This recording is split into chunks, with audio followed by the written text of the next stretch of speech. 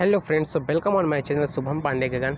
और आज का जो हमारा टॉपिक है वो क्लास 10th का chapter number 10 the sermon at Banaras है। ठीक है, पहली बात सेरेमन मतलब होता है प्रवचन या उपदेश, जिसको बोलते हैं आप, उन्हें बोलते हैं। ठीक है, ये कहानी है सिद्धार्थ गौतम यानी महात्मा बुद्ध जी की, कि उन्होंने पहला उपदेश जो था वो वाराणसी के सारनाथ में दिया था। उसी के बारे में पूरी जानकारी है, उन्हीं के बारे में चैप्टर रिलेटेड है। ठीक है, चलिए शुरू करते हैं। Gautam Buddha 1563 BC to 1483 BC began life as a prince named Siddhartha Gautam in northern India. कहते हैं कि जो गौतम बुद्ध थे, जिनका जन्म की डेट लिखी है, मृत्यु की डेट लिखी है, इनका जो ज़िंदगी शुरू हुई थी एक प्रिंस के रूप में थी, जिनका नाम क्या था बचपन में, सिद्धार्थ गौतम। ये सब नाम आपको याद रखने हैं, ये एग्जाम में 1 नंबर में आप पूछ सकता है आपसे examiner.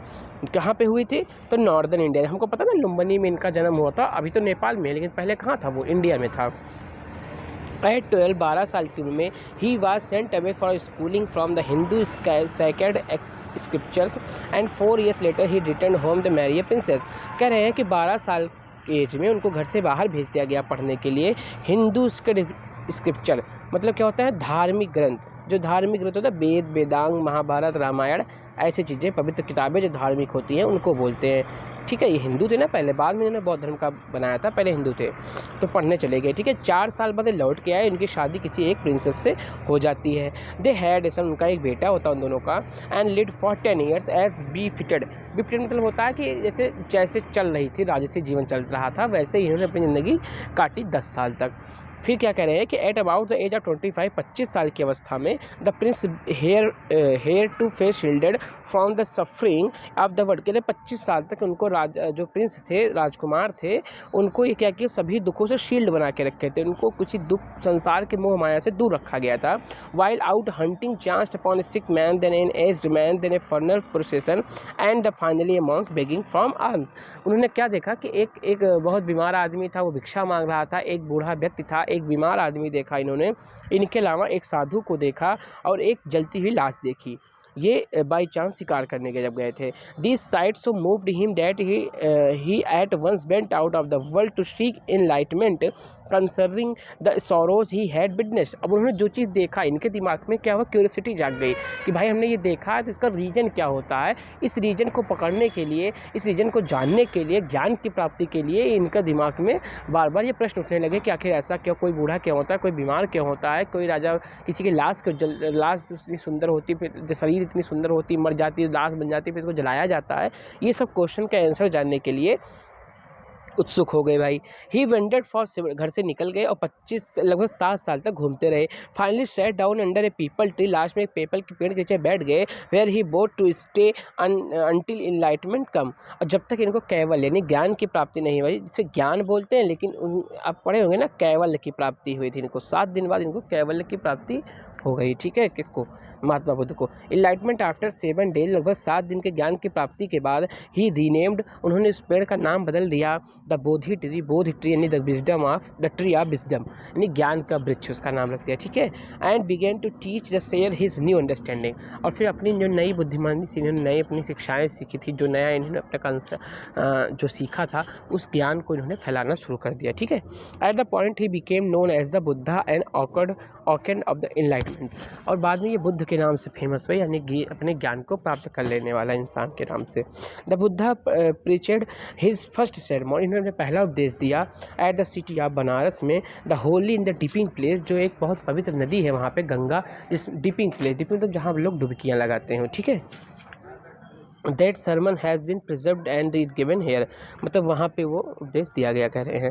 It reflects the Buddha's wisdom, जो बुद्धा का एक रिफ्लेक्शन था उनके ज्ञान का, about one incredible kind of suffering, जिसे आप कहते हैं जो बीमारी के बाद उनको जो ज्ञान, उस सब के बाद जो ज्ञान मिला था, उसका एक वो था रिफ्लेक्ट था। किसा गौतमी, अभी कहने एक कहानी के माध्यम से कहा जा रहा है। किसा गौतमी कोई है, हैड द ओनली सन, उनका एक बेटा था, एंड ही डाइड, वो मर गया। Then in her grief she carried the dead child to all neighbours and asking them for the medicine, and the people said she has lost her senses, the boy is dead. अब वो क्या, अपने बेटे की लाश लेकर पड़ोस सबके यहाँ जाती थी, कहती थी कोई दवा दे दो ये ठीक हो जाए, लेकिन असल में सब उसका कहते ये पागल हो चुकी, सेंसलेस हो चुकी है, कि कहीं इसका बच्चा तो मर चुका है। एट लेंथ थोड़ी देर बाद Kisa Gotami met a man who, थोड़ी देर दूर बाद लिसा क्या होता है कि वो एक आदमी से मिलती हैं, रिप्लाई टू हर रिक्वेस्ट, जो उसके जवाब में कहता है कि I can give the medicine for the child but I know the physician who can, मैं जानता हूँ कि एक इंसान है जो इसकी दवा दे सकता है, मेरे पास इसके दवा का इलाज नहीं है, कहती हैं। एंड द गर्ल सेड, फिर वो औरत कहती है, गर्ल लिखा नहीं, वो औरत कहती है प्लीज़ टेल मी सर, फिर कृपया मुझे बता दीजिए हु इज इट, कौन है वह। एंड द मैन रिप्लाइड, और आदमी जवाब देता है गो द शक्य मुनि द बुद्धा, आप बुद्ध के पास जाइए, ठीक है। किसा गौतमी रिपेयर्ड है बुद्धा, वो बुद्ध के पास रिपेयर्ड जाती हैं अपना लेकर वो बेटे की लाश लेकर और अपनी प्रार्थना लेकर, और क्या कहती हैं, Lord and master give me the medicine that will cure my boy, कि हे भगवान, हे देखभाल करने वाले, हे पालक, ऐसा कोई आप दे दीजिए दवा जिससे मेरा बच्चा सही हो जाए। द बुद्धा आंसर, बुद्ध ने कहता I want to handful of the mustard seed, मुझे एक मुट्ठी भर आप क्या कर लिए मस्टर्ड सीड ले आइए, सरसों का बीज दाना ले आइए। And when the girl her joy promise to procure it and the Buddha had, जब वो सोची कि हाँ ये तो आसान है मैं ले आऊँगी, तब वो बुद्ध और आगे जोड़ते हुए कहते हैं the mustard seed must be taken from a house where no one has lost a child husband parents and friend, वो कहते हैं लेकिन ऐसे घर से आपको लेकर आना है जिसके यहाँ कोई किसी का हस्बैंड, किसी के फैमिली वाला, किसी का रिश्तेदार, किसी का बेटा, भाई बहन, कुछ मतलब वहाँ ख़त्म ना हुआ है, कोई किसी की डेथ ना हुई हो, ऐसे इंसान के यहाँ से आपको लेकर आना है।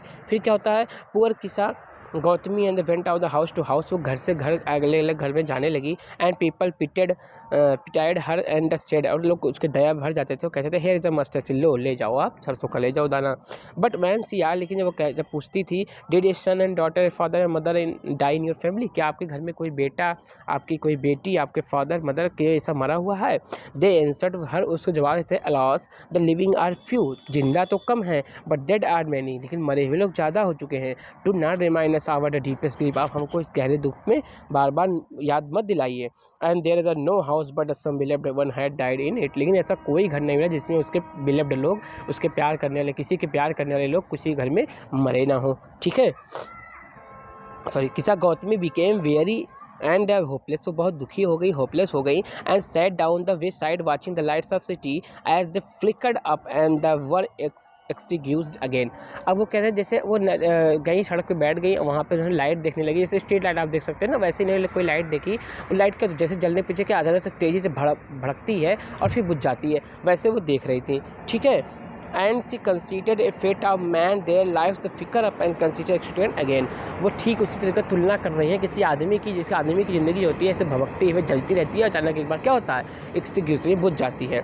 And she thought of the herself how selfish I am in a grief death is the common to all at the valley of the desolation and there of the path of leads him in morality who was the surrendered all selfishness, कहते हम कितने दुखी हैं, हम कितने वो समझती हैं कि मौत तो सबके लिए आनी है, हम इस पर क्यों परेशान होते हैं, हम अपने सेल्फीनेस को अगर त्याग दें तब हम इमोर्टल की ओर जा सकते हैं, क्योंकि हमारा ज़िंदगी तो मोर्टल है ही है, लेकिन हम इसमें क्यों चिंता करते हैं शरीर की।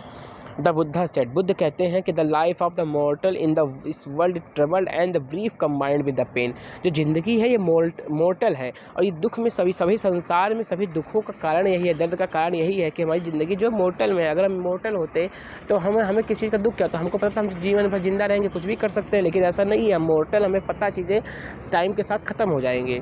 For there it not any means which this have been the bond can about dying, यहाँ कोई ऐसा नहीं जो पैदा होने के बाद मौत से इनकार कर सकता है। आफ्टर रीचिंग ओल्ड एज, अपनी ओल्ड अवस्था में आने के बाद देयर इज डेथ, सिर्फ मौत है। Of such a nature are living beings, जितने भी दुनिया में लोग हैं सबके लिए कहानी है। As ripe fruits are early in the danger of falling, जैसे पका हुआ जो फल होता है वो कभी भी गिर सकता है।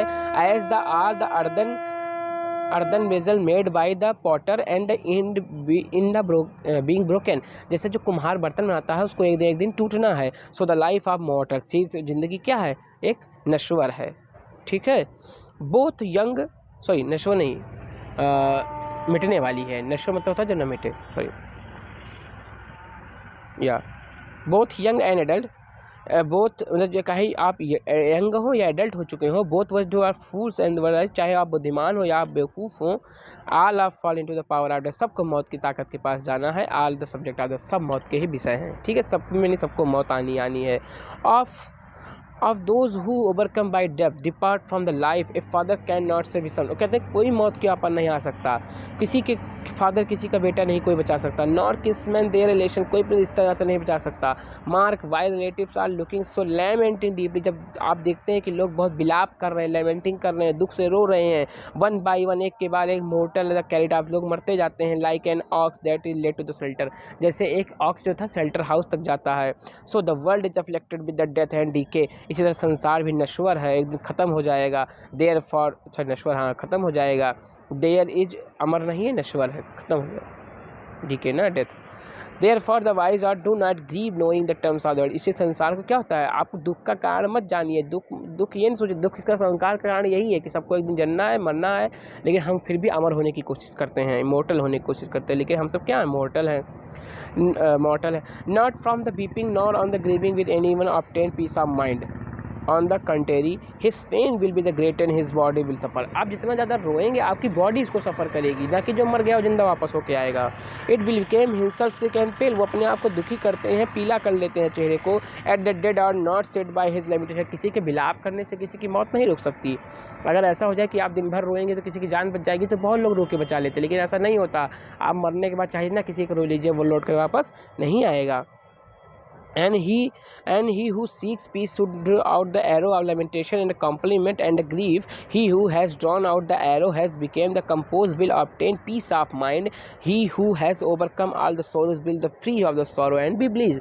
वो कह रहे हैं आप पीस ऑफ माइंड बनाइए भाई साहब, आप किसी चीज़, कोई मर रहा है, कोई मर गया तो आप उसके लिए दुखी मत होइए, क्योंकि वो संसार को छोड़ के जा चुका है, उसने मोह माया त्याग दी है। आप अपने दिमाग में शांति रखिए, आप इस चीज़ को समझिए कि वो मॉर्टल था, उसका काम था जाना, वो चला गया, हर किसी को जाना है, इसलिए क्या कि अगर आप इन चीज़ों से ओवरकम हो जाते हैं तो आप बहुत खुश रहेंगे और आप कभी दुख में नहीं जाएंगे, क्योंकि आप सच्चे संसार की सच्चाई को जान जाएंगे, केवल को प्राप्त कर लेंगे, ज्ञान को प्राप्त कर लेंगे, क्योंकि जो दुनिया में आया है उसको एक दिन जाना ही है, कि उसके लिए विलाप करने से कोई फ़ायदा नहीं है। यही हमारे वेद पुराण कहते हैं, यही महात्मा बुद्ध कहते हैं। ठीक है, तो यही चैप्टर आपका कंप्लीट हो गया। Thank you so much, please channel को सब्सक्राइब करिए।